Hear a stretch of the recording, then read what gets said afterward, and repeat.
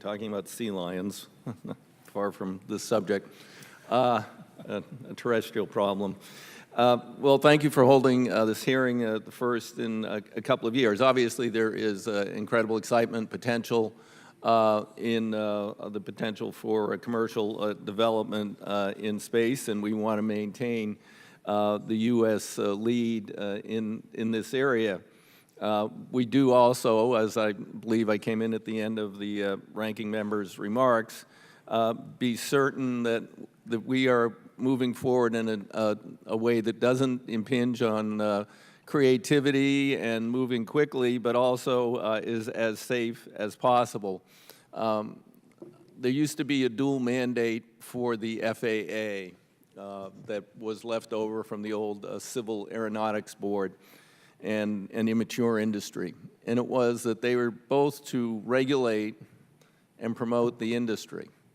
And for years on this committee, I raised the issue that I thought that there was an inherent conflict, and person after person from the FAA marched in and said, "No, there's no conflict, no problem."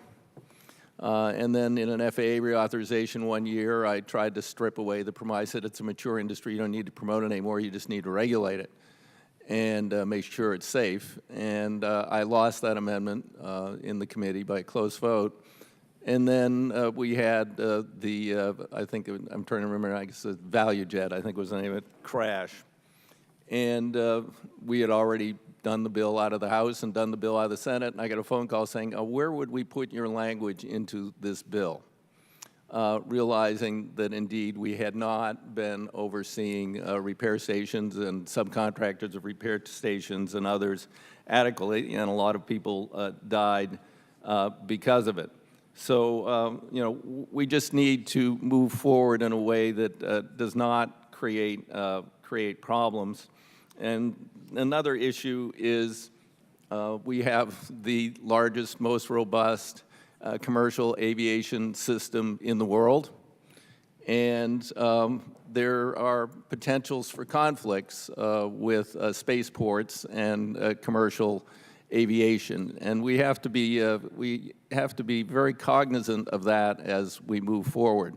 I think there's some great places to put spaceports. There are others that are in very heavily congested, heavily used commercial corridors, which means either that spaceport is going to have very limited opportunities for use, or we're going to be causing delays and disruptions of the already overloaded commercial system. So this needs to be approached with some significant thought and care as we move forward. So I really welcome this committee holding this hearing to air these and other issues so we can maintain our leadership, but do it in a way that also maintains the best of safety and also does not interfere with our very robust commercial aviation industry. With that, Mr. Chairman, I yield back.